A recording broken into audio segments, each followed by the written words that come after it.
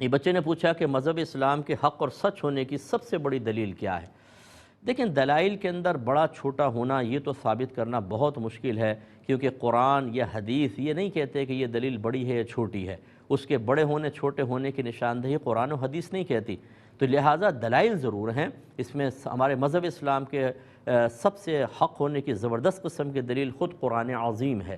یہ وہ پاکیزہ کتاب ہے کہ جس میں کوئی انسان تصرف نہیں کر سکتا، تحریف نہیں کر سکتا، ایک نقطہ ادھر ادھر نہیں کر سکتا، زبر زیر پیش ادھر ادھر نہیں کر سکتا، کیونکہ اس کی حفاظت کا وعدہ اللہ نے فرمایا ہے اور اس کا ظاہری اہتمام یہ کیا ہے۔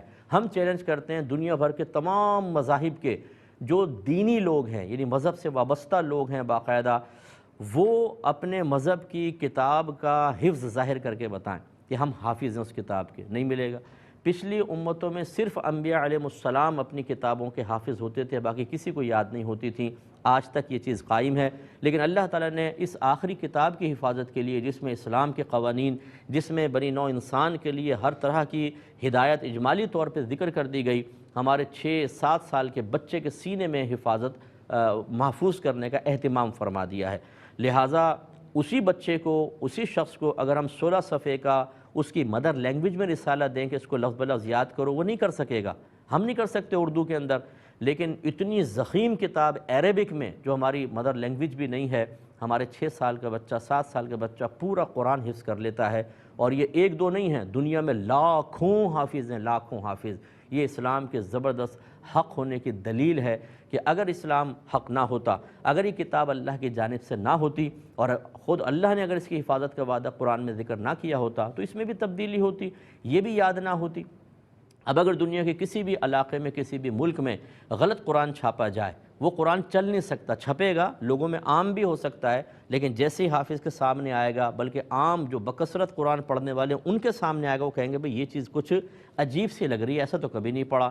جب وہ دوسرے قرآن سے اس کو ٹیلی کریں گے تو بالکل سمجھ میں آ جائے گا، اور جو حفاظ ہیں وہ تو فوراً سمجھ جائیں گے کہ یہ غلط آیت ہے۔ اس طرح وہ غلطی آگے نہیں چل سکتی، فوراً ظاہر ہو جائے گی اور اس کو پھر انسان چھوڑ دے گا۔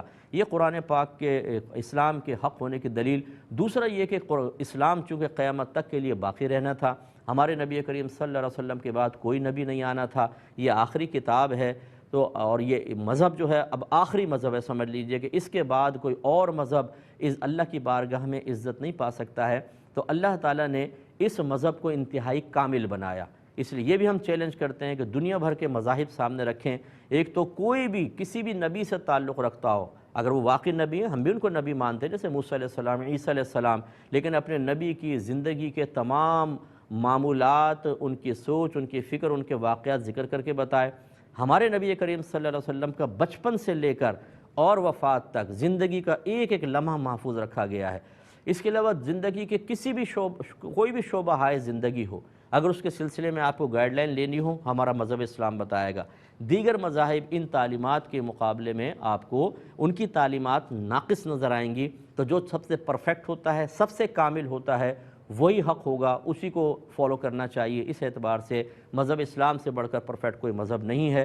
تو یہ کچھ اس کے اور بھی دلائل ہیں، لیکن قلت وقت کی بنا پر اسی پہ اکتفا کرتا ہوں، اس کو آپ یاد رکھیں۔